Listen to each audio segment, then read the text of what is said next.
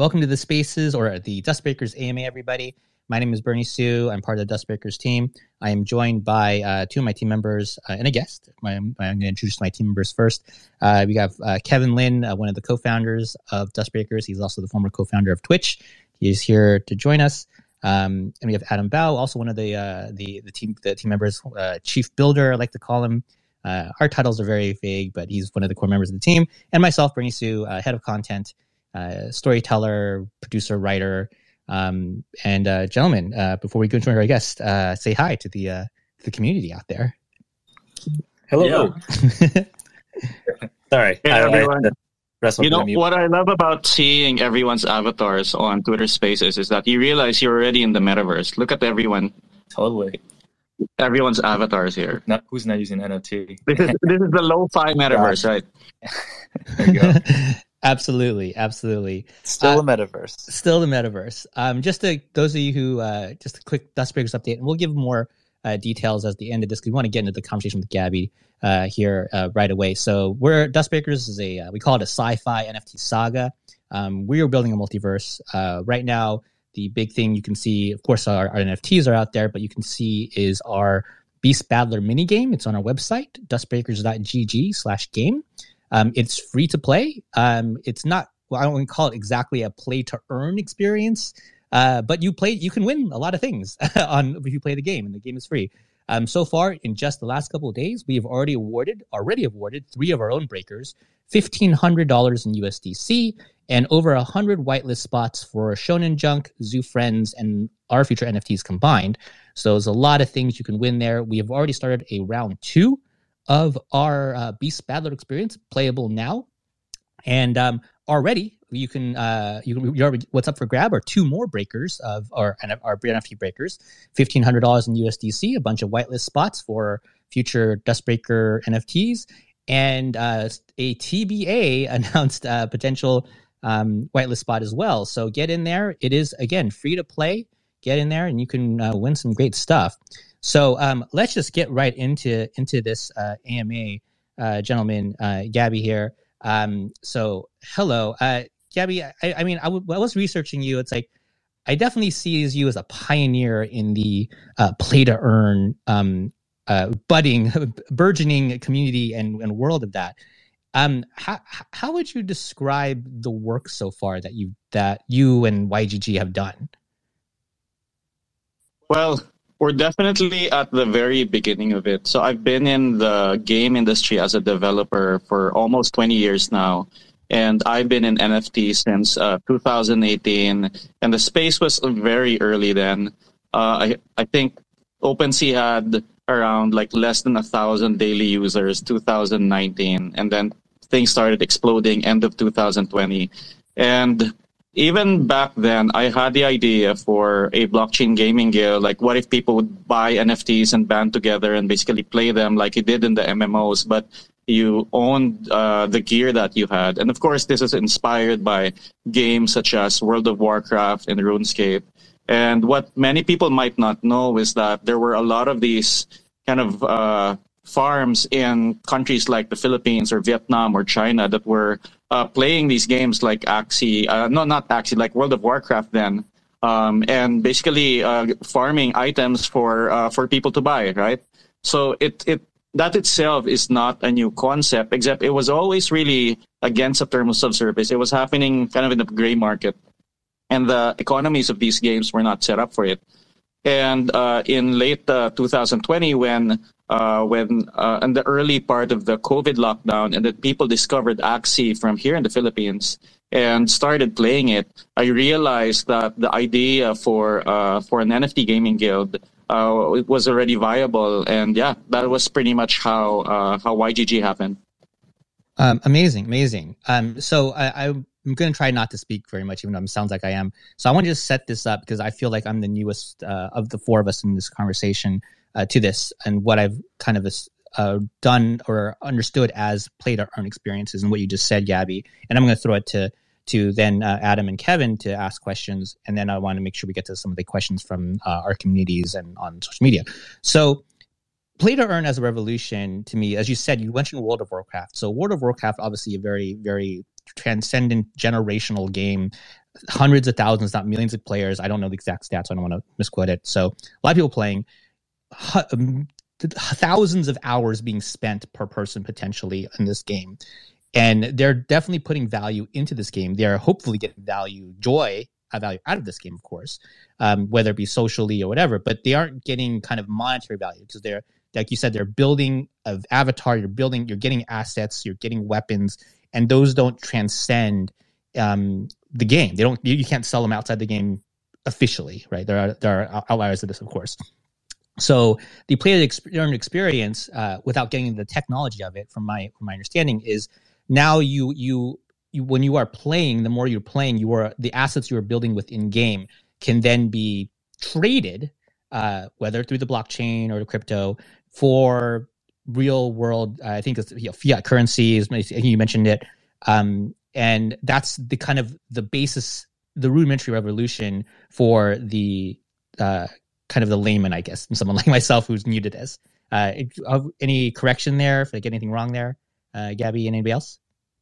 Yeah, think of it as a World of Warcraft guild with a bank account, right, or an armory, and that's pretty much what YGG is as we started. So we started by buying a bunch of axes and then breeding them, and then we started investing into assets into different games. So, for example, it was land in League of Kingdom. We have a bunch of cars in Formula One Delta Time. We also have land in Sandbox. And we have a lot of unicorns and crypto unicorns. So the idea is that we want to onboard these like players from around the world into these games and into the Web3 and crypto economy. But, it's always a barrier to have costs, right, for people to be able to buy and afford NFTs. And we don't want that a barrier for people to be able to play these games. So the guild itself buys these, onboards the players, and helps the economy of these games by bringing the people who are playing, enjoying, creating value. And yeah, that's how we're organized. So we're continuously searching for assets of the best games in the metaverse and helping build the economy of those games. And yeah, hopefully a lot of people will be having their creative jobs in the metaverse, whether you're a player or in esports or a streamer, a breeder, or many other jobs in between. Go ahead, Adam. Yeah, thanks for that, Gabby. Really, really great to have you here today. Thanks for joining us. So, have a number of questions, both personally. I imagine the community has some comparable questions around how do you assess some of these projects? How do you pick up the NFTs, assets, things like that? Before getting to that, though, I'm curious, how did you come across Axie? You mentioned, was that the first GameFi project that you guys invested into? And if so, how did you come across them? So I got to discover Axie in 2018. So this is pretty early on in the NFT space. I got to NFTs then, and then met Jiho and Psychout and Shung in basically the blockchain conference circuit. And I had organized a small blockchain gaming conference in Manila and invited Jiho to come over. So this was October 2018. So he came in, and basically as thanks, he gave me 3 Mio to Axies. And yeah, that's how I got started in the game. Amazing. Okay. So did you, was it after you met Jiho and Axie, and then that got you thinking about building a bit more of a guild that would eventually also acquire other assets from other games? Or did you already start YGG and had a concept in mind? So it was actually 2 years later, 2020, when I was playing the game. And this was when COVID had started. And so two things. In 2020, Axie introduced the SLP system. And I'm not sure that people realize this today, but SLP was created as a mechanic to combat overbreeding. So, in CryptoKitties, where Axie drew its initial inspiration from, people could breed pretty much as they wanted. So the population of cats ran ahead more than the people who were playing or breeding them, and also because there wasn't much gameplay around it. So SLP was introduced as a kind of like proof of play token, wherein if you won a game in the arena, you earned SLP. and then you needed to have that SLP as a right to breed more Axie. So you had to prove that you were playing. But since it's an ERC20 token, that means that you could sync the SLP to your wallet and then add it to a liquidity pool, interact with DeFi, and then now people could buy the progress of other people winning and then use that to breed. And yeah, that's what really made Play to Earn explode. And that when I saw that happening, it was like, now is the time to start a guild. Got it. Oh, that's fascinating. So it was SLP. That was the first instance of Play to Earn effect. And then there were other examples, other projects and players started building games that incorporate comparable mechanisms. So, okay, I mean, SLP is a very interesting topic. Maybe we revisit it a little bit later. I think a lot of folks have questions about SLP, the economy, and how to balance it out in the Axie world. I was also curious. I mean, so you mentioned in 2020, right? Like 2 years after 2018, you started looking into building up YGG, start to invest into more GameFi projects, assets, things like that. I'm very curious, and I imagine the community is as well. How do you go about sourcing some of these projects? How do you assess them? What are the criteria that you look for? What are some of these prerequisites? It seems like the assets that are in your collection, in your inventory, tend to be very high quality. And then some of these projects also have some very robust play to earn and play and earn type economies. Could you speak to what you look for in some of these projects?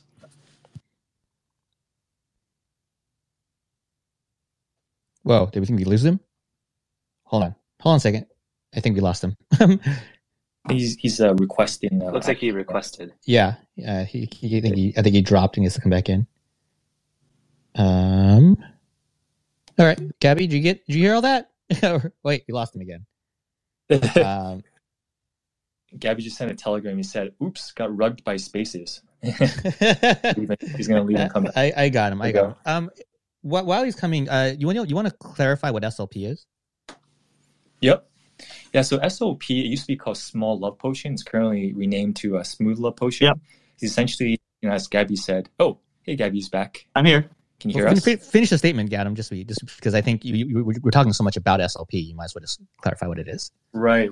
Yeah, so just SLP is, it's currently called Smooth Love Potion. It's essentially a ERC20 token. It's a token that is used in the Axie Infinity game and broader, let's call it metaverse of sorts. So what is SLP used for? Gabby mentioned this earlier. Essentially, you could grind for SLP in the Axie game, and then once you have SLP, you essentially use it or burn it to breed new Axies. In order to breed new Axies, I think a lot of folks in the community probably already has a sense of this. It requires both SLP and also AXS, which is your governance token. But SLP is the infinite supply inflationary token that one uses for breeding purposes. Awesome. And Gabby, I don't know how much of that question from Adam you got, but if you want to go for it, or Adam, we want to kind of restate it, hopefully shorter. What was the question again? Yeah, I'll re-ask the question. So basically, at a high level, how do you go about assessing some of these GameFi projects? Right? Like, how do you find them? How do you assess them? What do you look for? What makes them interesting, right? And then when you do invest in them, I mean, is it NFTs? Is it land? Is it assets? Is it equity? How do you go about that process, Gabby? Sure. We have a 4-man team led by Jeff Holmberg, who does nothing but take a look at all of the games that are coming out and seeing if they're compatible with the guild model. I really love this because it allows us to in some way see the future, and like we're seeing a lot of the games that are coming out in the next maybe 6 months to 2 years. And I think that the future of blockchain gaming is really going to be awesome. There's a lot of different genres. There's people a lot of trying different experiments on how to work in economy. So we have a full team that takes a look at, somewhat similar to what the VC does, takes a look at how the gameplay core loops are set up, what are people buying, how is the economy set up for sustainability, how are people going to earn, what is the reward system like, is it NFTs, is it tokens, what is the guild support like, which is very important for us. We as a guild, what's very important for us is, for example, the guild wants to buy like $1 million worth of NFTs and be able to lend that out, delegate that to our players. This is known as the scholarship system from Axie Infinity. But that's very important to us because we can't just buy a lot of assets and then put them in people's personal wallets. Like, that's not going to scale for us. So we want the ability to have some kind of guild system in the game where the guild can hold a lot of assets in its wallet and delegate that to the players who will come in. And if there is a way to do some sort of revenue sharing in an automated manner, then that's really awesome.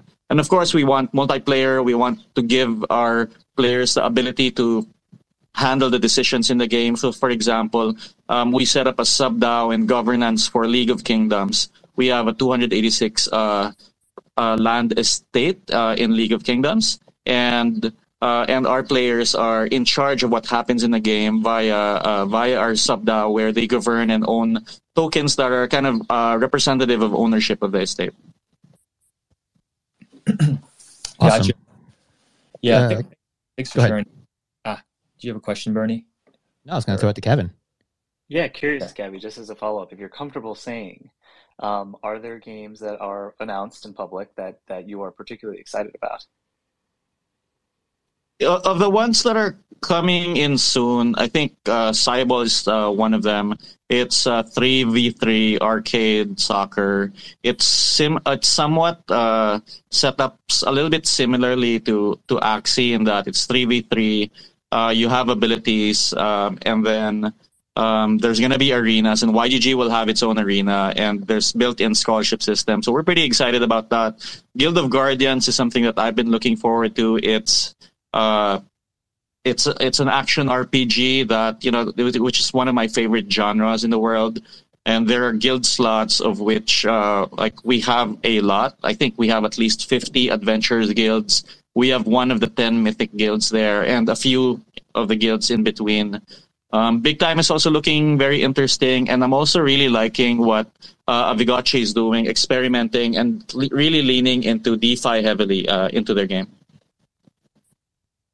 Awesome. Kev? Great. I was actually just going to ask, I mean, it's been incredible tracking your growth with YGG. As you mentioned, really it's been less than 2 years, I guess, since you've launched. Yeah, it's like a year and change. Yeah. What has that experience been like, and do you have any nuggets of knowledge for the listeners on if people want to get into this space as we've experienced in just the short 2 months we've been in it and public? It's quite a fast moving, very intense and experimental space. Any nuggets of wisdom from your experience? Yeah, so the ride has been absolutely nuts. Like, if you were around in crypto 2018 to 20, everything was, I would say, very slow, and it felt like every time there was an NFT drop, it was the same 50 people who were buying in. So we were just moving money from one wallet to the other. So it was extremely slow. And what happened was that around August, September 2020, things started picking up. We actually picked up some really great new members of the community, like Kuku here, who's part of the YGG community. He was new then in 2020, and he's considered an OG now.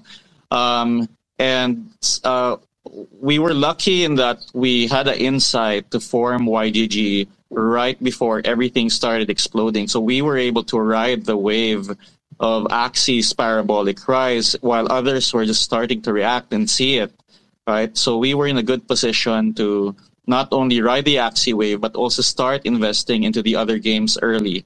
And that has enabled us to build a really incredible community. For those who don't know, we have a lot of community managers. A lot of them have access to our assets and are lending them out to their own communities. So Kuku is one of them. We've helped the formation of other guilds like Baze. Matthew is one of the co-founders of Baze, who is also here, and they're building out an incredible play-to-earn guild and creators in Brazil. And yeah, the ecosystem has just grown so much in the last year. You've seen some crazy fundraising rounds, a lot of money going in, and yeah, it's been a wild ride.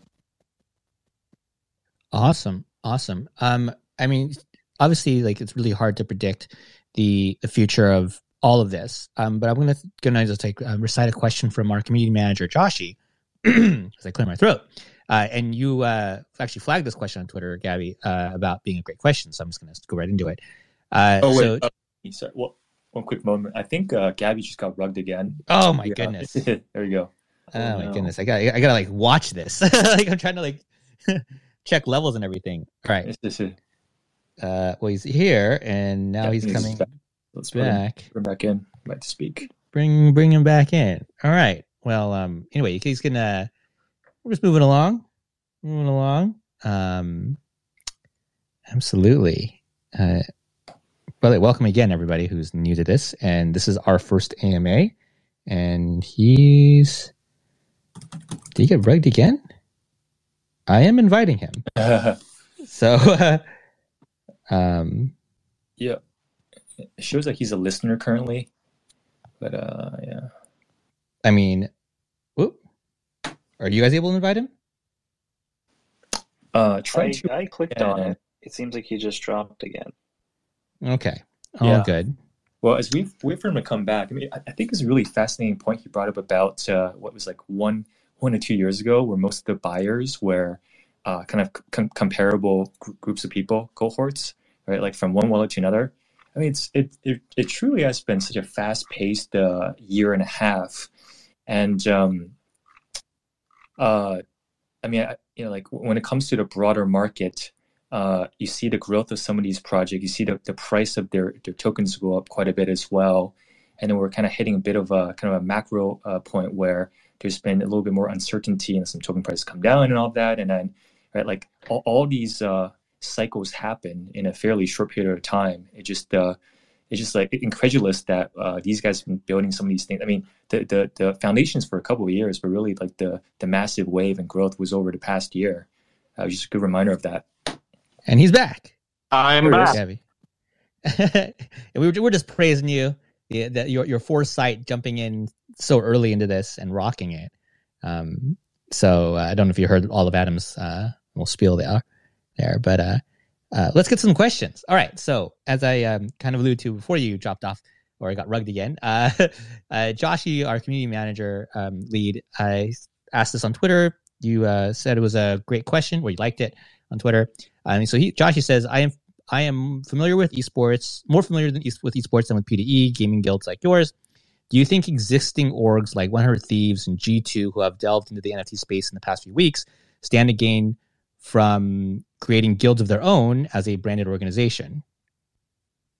Okay, so this is a really great question because I've been seeing a convergence between the esports world and play to earn. So even here in the Philippines, some of the other teams that are esports teams, they're starting to have their own scholarship guilds.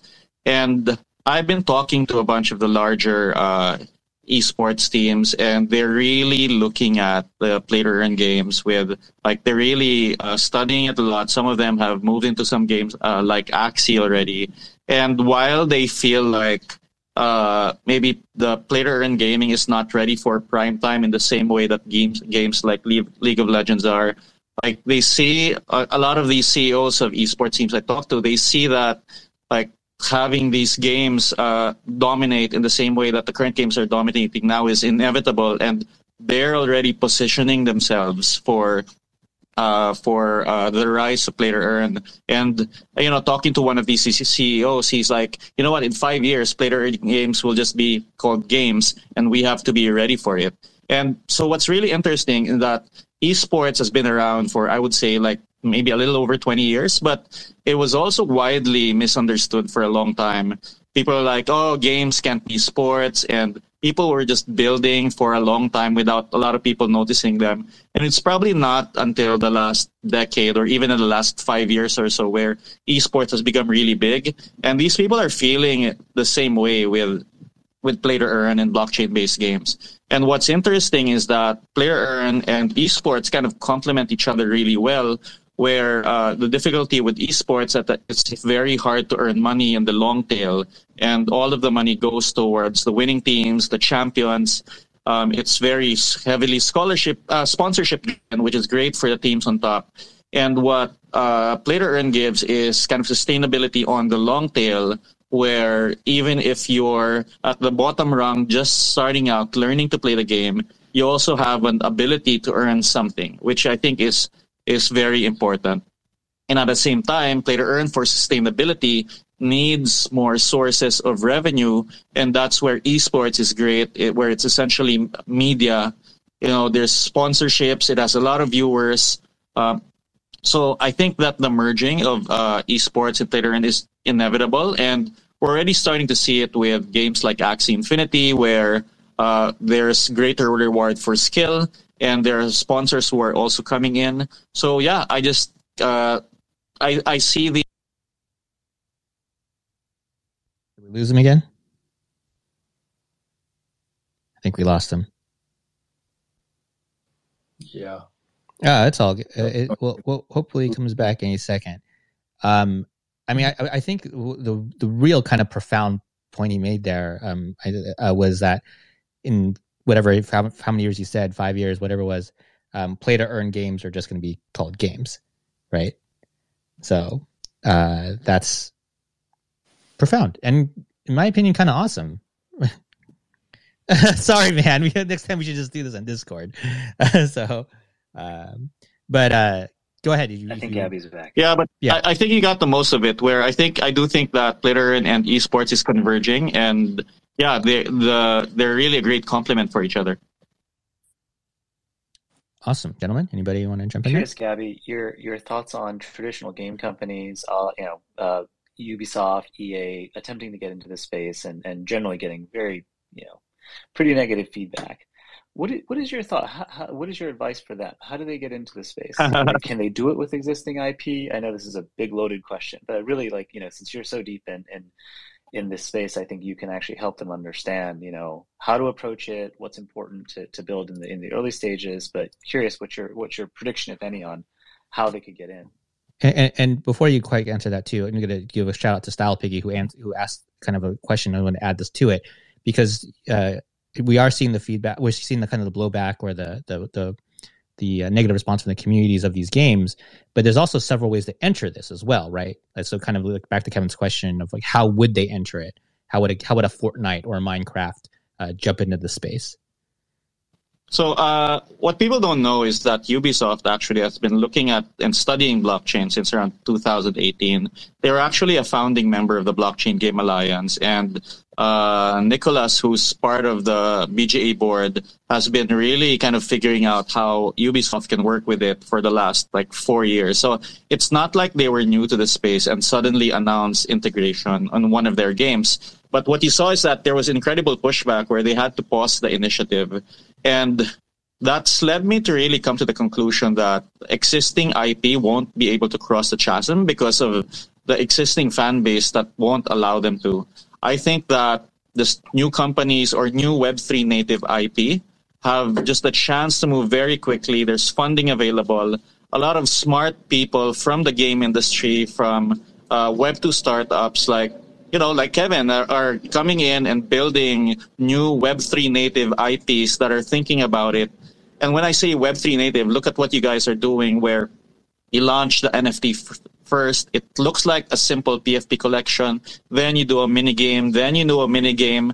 But what you're actually building is a huge multiverse that may be years out, but you're actually gaining community, gaining fans, and gaining ownership at the same time. This is completely opposite to how development and world building is done for example, making a Call of Duty or making an MMO, in that these people will just not be able to react in the existing companies and how they're funded, how they're marketed. So I think that, what Kevin did was really smart, is just start something really new, get funding, and from first principles, build native Web3 IP from the ground up.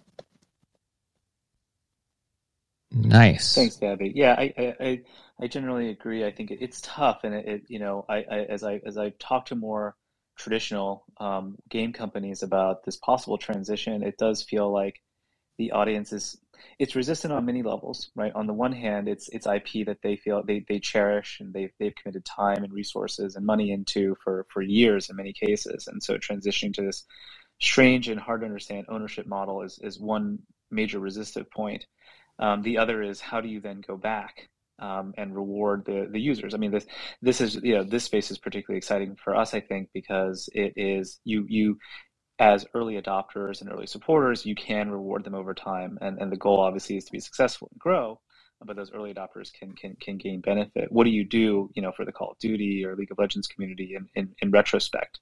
It's not. I don't think it's an impossible thing to solve, but it does make it very difficult for the game company to really sort through all those different sort of emotional ties and financial ties to the game as well. Yeah, I really agree with that. And what I love about the Web3 native model is it really allows the community to be stakeholders and owners of the universe that you're building. It might be something as simple as a PFP drop, like it looks really simple.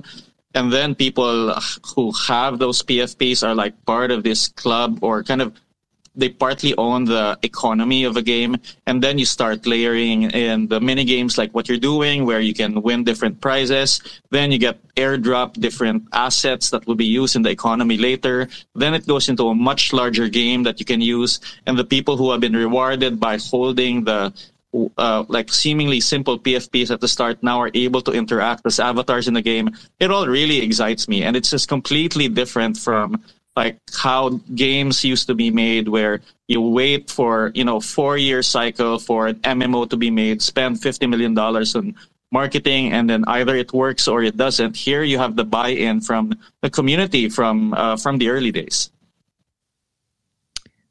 And that's the innovation. I'm going to throw to another question from the audience, so this is from LJ, and I'm really curious about this myself. So he asked, or she asked, any concerns on government regulations, and I think we had saw that a headline about South Korea putting restrictions on PDE. Of course, China has like limited their gaming kind of through their hourly limits, and so that's one part of the question. And the second, in the success of PDE, like what I researched of what has been accomplished with Anaxi and how it affects the kind of the economy for the local economy there. Do you see a situation where like people stop working the economy and just start playing PDE everywhere?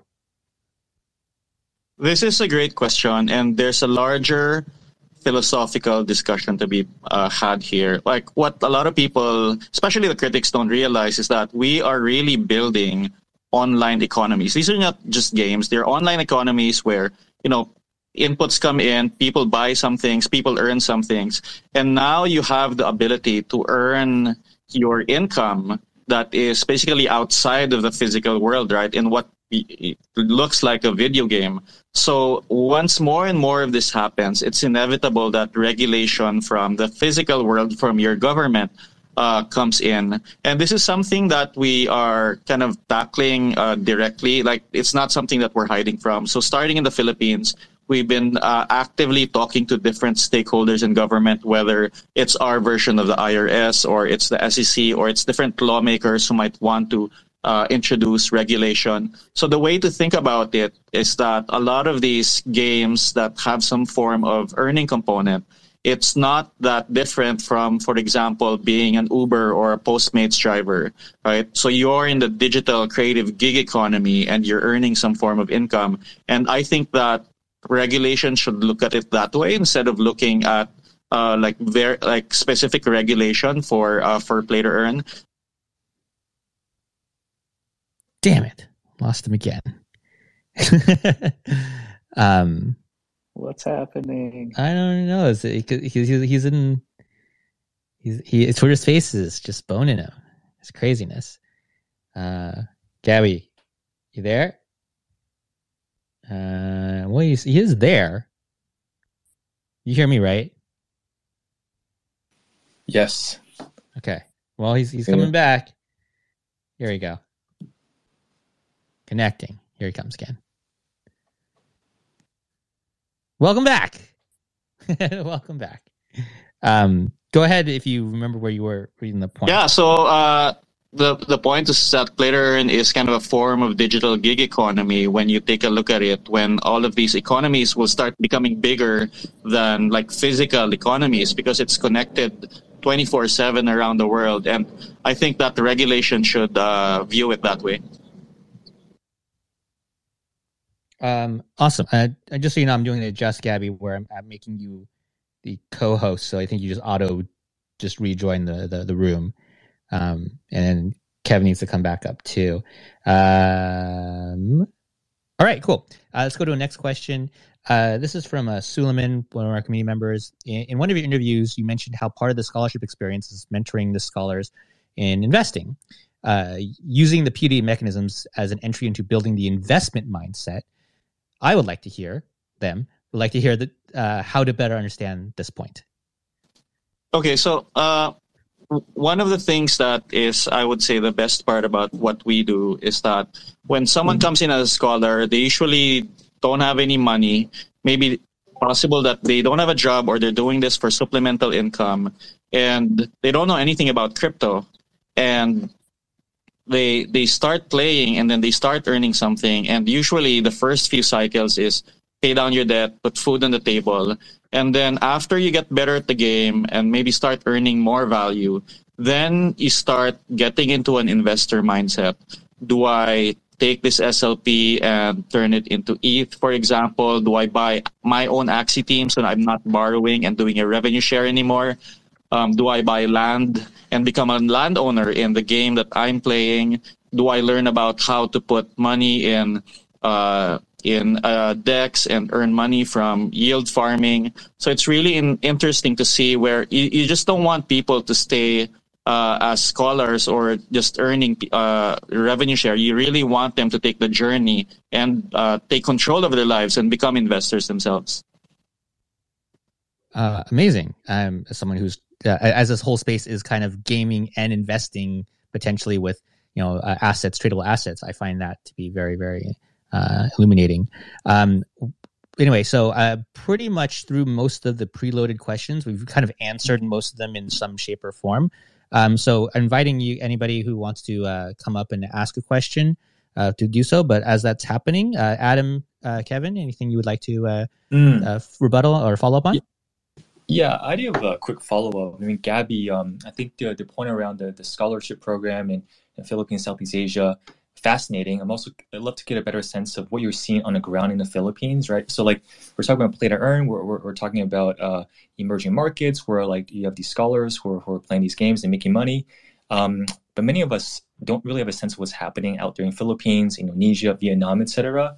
And so like taking a step back, I mean, from an investor perspective, I know a lot of folks who are looking at those regions, investing in companies like ride sharing, like Gojek, some of the e-commerce companies, travel, some of the bigger sectors and categories. Although beyond some of those larger sectors, I mean, there's some other interesting companies. It's kind of hard to invest in that region as a venture capitalist because you got to piece together a couple of different markets, and then there's not really a large kind of uniform market to invest into. Like my sense is that things are changing quite a bit, especially with the growth of blockchain games, GameFi, play to earn, etc. So like it's super exciting to get a sense of that from an investor perspective. Could you share a bit more about your experience in those markets, what it's actually like on the ground, and a sense of excitement from the community there?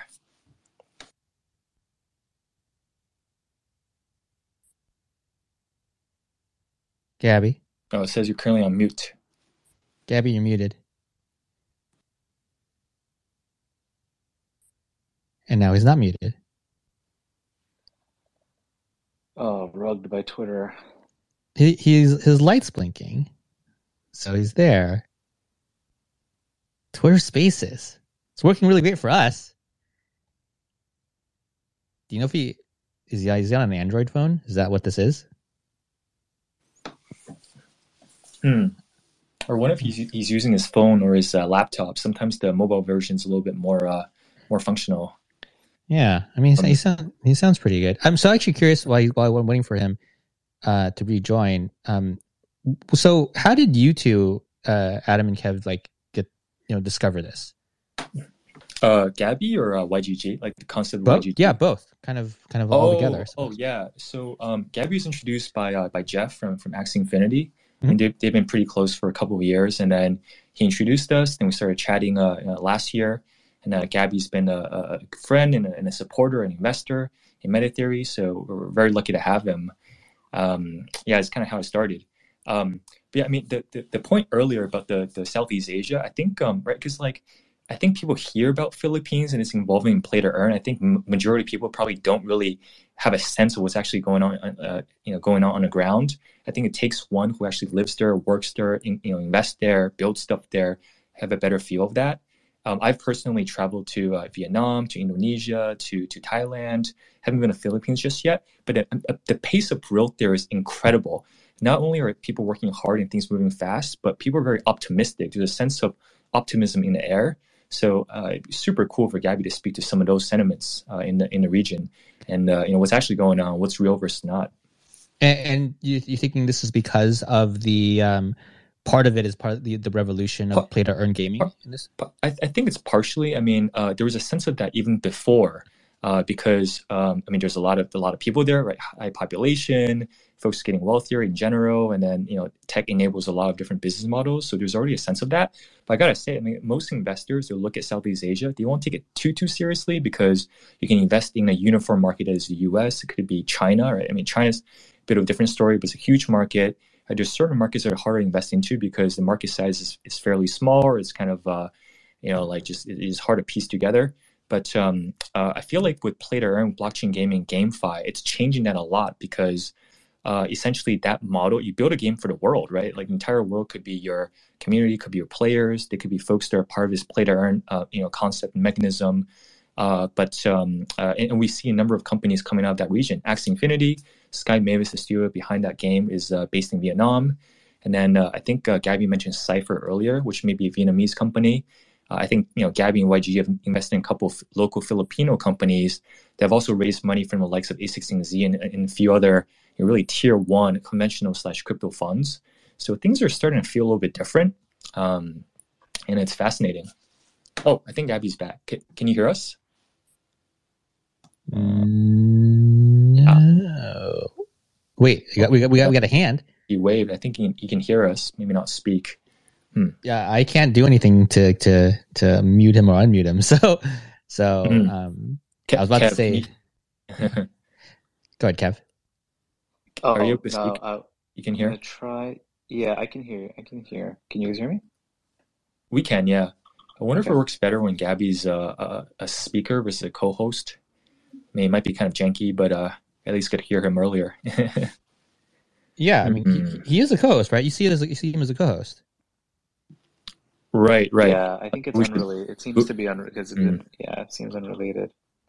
Oh, Josh is saying it's showing listeners. So Bernie, you may need to re-invite.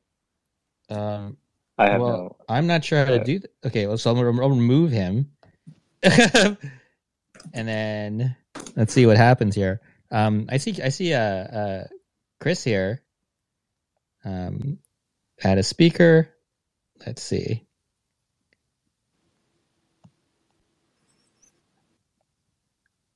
Anyway, Kevin, do you want to say anything to what you've seen Gabby and his work and YGG do in the region? I mean, I think for those who haven't really followed the guild model generally. Oh, there's Gabby. If you want to invite him back. I mean, it's really incredible. They've really, in just a short couple of years, built this new model that involves both what is traditionally called publishing, which is essentially audience acquisition. Oh, there he is. Hey. Yeah, I am on Android, and I heard most of the question. So before I get drugged again, I'm just gonna answer the question. So. Yeah, so it's been a great ride just being able to build this guild and onboarding a lot of people in developing countries specifically. So around Southeast Asia, in the Philippines, and then we co-founded YGGC, which focuses on different countries in Southeast Asia, Indonesia, Malaysia, Thailand, Vietnam. IndieGG was introduced last month, so that's going deep into India with the Polygon folks. We have Ola GG, which is our guild that's focusing on Hispanic speaking Latin America. We have Base, which is focused on Brazil. And we want to bring basically these millions of people around the world into Web3, into play-to-earn economies. And for the ordinary person have access to a Web3 economy that they would never had before, maybe because they didn't have any money, maybe they weren't particularly tech savvy, but through the communities where they're learning how to play these blockchain games, have ownership of their own assets, learn to invest, we're turning basically very ordinary gamers to have their own superpowers and become investors through play-to-earn gaming around the world. And this includes games like DuskBreakers. Wow, that's amazing. Not just the plug for us, but the idea of play the game, make some money, learn to invest, and then potentially change your current livelihood. Incredible. All right, so let's throw it to Kovalek there. I think he's here. Do you have a question, Chris? Hey, how's it going? What's up, obviously man? a big fan of you guys. Happy to be here. Awesome talk. I think my question is obviously for Gabby here. I think you mentioned a lot of your players come through you to play Axie Infinity or the other games, and so it's almost like you're their bridge to the gaming world. And so, what have you seen in terms of player allegiances or loyalties to a publisher versus to you guys as the guild? If you guys are like, hey, let's focus on some other game, are they like, okay, cool? Or, what have you seen there? You're right. So guilds are a very social community. And by the way, being in a guild is not exclusive in that, people in our guild may be like discovering different games on their own, but maybe in games where YGG has a presence, they play via us. But I think that in the future, it will not be publishers that will be the ones that players use to discover games, like publishers like an Activision or a Ubisoft. I think actually guilds will be doing that job for Web3. So you guys, do you think of yourselves then as like a player union? It's kind of cool. We have called ourselves the Players Union of the Metaverse. Amazing. That makes sense to me.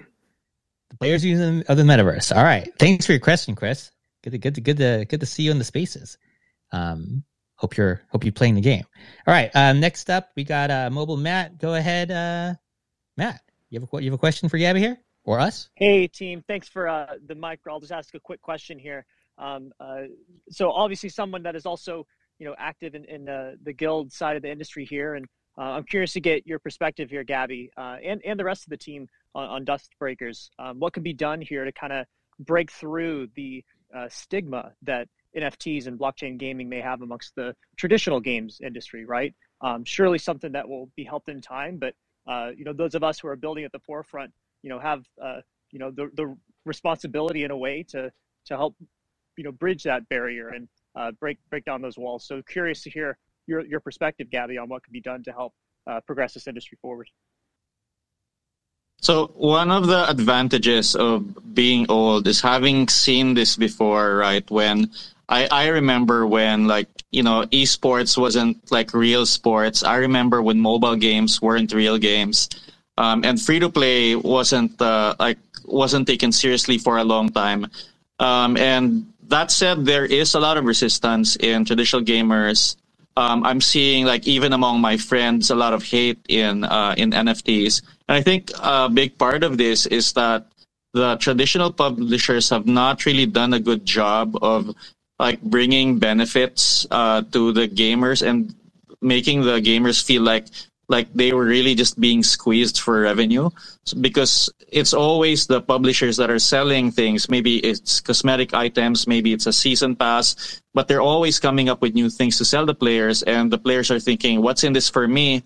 So they're thinking that when here comes NFTs, it's another way for publishers to squeeze money and do a cash grab out of players again, and people are naturally rebelling. So I think that maybe the traditional game community hasn't really seen the publishers as being inviting them to be co-creators of their economies, of their communities, and we have to slowly turn that narrative around. I think that kind of trust is not easily given. It will have to be earned by games like Axie, games like DuskBreakers, the other ones that are coming in, that really treats the community fairly that really allows them to be co-creators, co-owners of the economies. We'll have to show them that this different path is possible and it's not just lip service, and NFTs are not just a quick cash grab for these players. Yep. Yeah, thanks for that, Gabby. I mean, I'll share a perspective here as well. I think much of it is related to education, right? Some folks, they haven't actually tried buying an NFT or played around with some of these projects or mechanisms. So, I mean, the feeling of buying an NFT, once you've done it a couple of times, you realize that it's a power of ownership, right? Ownership over something in the digital world is something that's hard to conceptualize and hard to explain to other people unless you've done it. So kind of drawing a parallel to DuskBreakers here. So give you an example. This is like, let's focus on the IP side, which is also very important. So Disney is an incredible company that took many decades to build out, right? We love consuming their experiences, the movies, the shows, the content, and all that. It's incredible. There's also Disney World.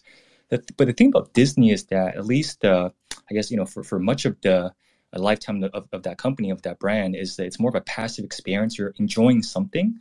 Let's now think about DuskBreakers, right? We've been talking about the game stuff, NFT for a bit, but DuskBreakers, we're building a bit of a broader metaverse. We haven't shared all of the art yet, some of the lore, the stories, and all of that. That's upcoming. We've worked on a lot of that, so it's going to be distributed and disseminated over time. But the feeling of DuskBreakers metaverse is very different, and especially you feel this once you start seeing some of the art. Right? When you own a DuskBreakers NFT, so let's say that a DuskBreakers world gets built out, and there's buildings, there's streets, there's all that stuff. You have a piece of ownership over something in that world. You're helping to build that IP, build that story, build those games over time. It's a very different feeling. It's something akin to a Disney type of experience, but in this case, not just passive. You have an active role there. Over time, there will be opportunities to help make decisions in that broader metaverse. That's a completely different feeling. It's something that you can only feel if you've maybe purchased an NFT or a couple or played around and really kind of wrap your head around it. The majority of people still haven't done this, which is okay. But I think it's something that's going to take a little bit of time. And the other thing I'll add here is that at least from a builder's perspective, it's not necessarily a bad thing, right? Because sometimes there's a bit of a natural aversion towards NFTs and crypto and stuff like that. But if you truly get the power of it and you're building that space, it actually means a bit of a natural barrier to competition, right? Like if everyone really loves this stuff, gets like, oh my God, this is like the best thing in the world, then everyone's going to be building this space. We've seen a lot of people enter this space. There's quite a bit of capital flowing around, and there's good reason to build here. But having a little, that barrier that allows some upstart companies to build in a space and have a bit of an advantage over, let's say, larger companies or the rest of the world is not always a bad thing. It's going to take a little bit of time, though. Awesome. I couldn't have said that better myself. Thanks, Adam. By the way, can you keep? We're going to be wrapping this up shortly, but if anybody else wants to ask any questions, feel free to make a request. If you're on Discord listening to this on the Simulcast, I know it's a little, we're playing with some tech here, but if you want to try asking from Discord, you're totally welcome to try, and I'll get you in on that side. But cool. Kevin, do you want to chime in, throw in there on the topic? Yeah, no, I mean, I think Adam said it very, very elegantly. I think just wrapping up a few of the thoughts from Gabby earlier as well. I mean, it is still so early in the space, and what's exciting is, yes, this concept of ownership, this concept of like feeling like you're part of something early, and really like willing it to exist into existence and having direct impact on that, bringing your friends in, telling people about it, and seeing that future benefit. I think the point on guilds that's really interesting is, yes, these are almost like community publishers, and I think they will hold a very special role in the space over time, whereas traditionally it was a very opaque relationship, where you're a game studio, you get funding from a game publisher, they do some marketing for you, and then you get you pay them a portion of the royalties after they recoup their cost. In this way, almost everyone's investing. It's almost like this weird. My brain every now and then goes to like sort of the McDonald's model, where you're teaching people how to build a business on the one hand, and so your responsibility is education. Whereas I think traditionally that's not necessarily true, right? Publishers don't necessarily want you to understand their user base, and they want to have control over that. I think what Gabby's built and what a lot of the guilds have built is a very unique model in that sense, that every player of the game and then subsequent games that the guild brings on board sort of helps vet along with the community, and sort of quote unquote approves for hey, this is a good system, right? And I think that's a really important filter in the space where there is a lot, because the bar is so low, people are building really simplistic games on, occasionally very predatory, token systems, very, very, very Ponzi-ish systems. And that's unfortunately a lot of people's early experience because they don't know how to vet. And so that's this, not somewhat subtle, but not so subtle filter mechanism that the guilds have as well. But most importantly, it serves as, very roughly a user acquisition system, but it's much deeper than that. And I know Gabby, being such a pioneer and such a nice guy in the space, I think everyone I speak to in the space just loves Gabby and just their attitude and Yield Guild's attitude towards how they work with other guilds, how they set up, entrepreneurs that really want to learn to build a guild and going, as far as donating NFTs to them, investing in them, teaching them, what they've learned and sharing knowledge is really in the spirit of this space.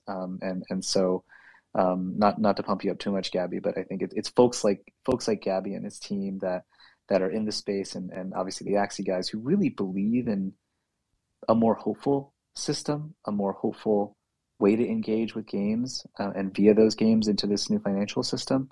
That will lead us all into a good new model, a really good new system around which we enjoy games and theoretically around which we can actually earn revenue and support ourselves. So thank you, Gabby, for everything you do for the space. Yeah. Thank you. Appreciate that. And yeah, it's still extremely early days, and we're fortunate to be able to partner with people like you that are really thinking about the long term for what it means for Web3 gaming. Thanks for being a part of this. Actually, I got a little question inspired by what Adam said, as comparing it to Disney. And one of the things that I've said on our last stream when we did our big Beast Battler launch is I come from more traditional, Gabby, and I screenwriter, director, producer, more the entertainment, Hollywood side of things. And I look at my approach to what we're building at DuskBreakers is I'm looking at him going, I'm trying to build Star Wars, and I'm trying to build Star Wars or basically a big sci-fi IP, but using today's tools. And 1978 when Star Wars was started, it was just the movie because games didn't exist, video games didn't exist, and all that. So I'm curious from your point of view, because you're so engulfed in the gaming side of things. How do you look at that approach for us, knowing that we are building a game? We are building a game. We're building a kind of massive experience here, versus just kind of an Axie Infinity, which is definitely more of kind of like a battler, like a Pokemon battler, right? So I'm just curious your point of view from that side. What you see about the kind of merging of traditional entertainment into this space. Yeah, so I think just getting the community to buy into the world that you're trying to build, starting with the assets and then with the smaller experiences. I think this kind of interactivity with the community is where the magic really lies with Web3. We're not just creating something in the vacuum and then marketing it to people and hoping that they love it and become part of the community and become part of the fandom. It's injecting the community into the co-creation. And, you've talked about the decisions that the community makes will have permanent ramifications on what the world looks like down the road. I think that is a really amazing concept. And I would like to see how you guys will be exploring that. Just you wait. That is where I live. So thank you for that. All right, cool. Well, we are now past the hour. I want to thank Gabby for being here and bearing through all the Twitter Spaces shenanigans. Kevin, Adam, you want any final words for Gabby here? Either or. I know I called them both. I shouldn't do that, but go ahead. Kevin, want to go first? Yeah, thank you, Gabby, so much for joining us and for supporting us, and excited to continue working with you and seeing what you guys do in space. I appreciate the time. Thanks, Gab. Likewise. Yep. Yeah, not too much more to add here. Again, thanks, Gabby, on behalf of, I suppose, myself and our entire team and our community. Lots more to chat about and to talk through, potentially collaborate on over time. Awesome. And then for myself, because I'm Bernie, because I'm not on the spaces for my account, but Gabby, I just wanted to say thank you for getting to kind of study what you, at least in a basic level, the last few days of what you've done so far with YGG and Axie has been really educational for me and really kind of opened a lot of ideas and inspiration of how to approach this. And I obviously haven't met you yet, but like my sense is that and I obviously believe Kevin and Adam when they say like you're doing it the right way and you're trying to do it the right way, and you're finding the ways to help the most amount of people at the same time. So just want to thank you for having that great mindset and for being here. Thank you. My pleasure. All right, everybody. So that's the AMA. Going to wrap it up here. So I want to thank Gabby, Kevin, and Adam for joining me. I'm Bernie, part of the DuskBreakers team. Just to kind of do a quick recap, we had Gabby here from YGG here. Go follow him on Twitter. You can just click the button there. If you're listening to us on Discord, he's linked everywhere. so that's easy. We've got a lot of new followers today, so thank you all for joining us. If you are listening to this as an event, and those of you who are listening, we actually just announced during this AMA on social, not during the vocal, that we actually have a free mint of Zoo Friends, a full mint to give away. Discord details are in Discord. Go check it out. We have been giving away a bunch of whitelists during our Beast Battler game before, and but go ahead and go in there, play the game, and potentially win some things. We aren't play to earn yet, but we are giving away a lot of great prizes. And so with that, I hope you keep joining us for future AMAs and other DuskBreaker events. This has been fun, and if you have any feedback for us, feel free to reply to us on Twitter. We're on Discord, Kevin, Adam, myself, and we'll hear you next time.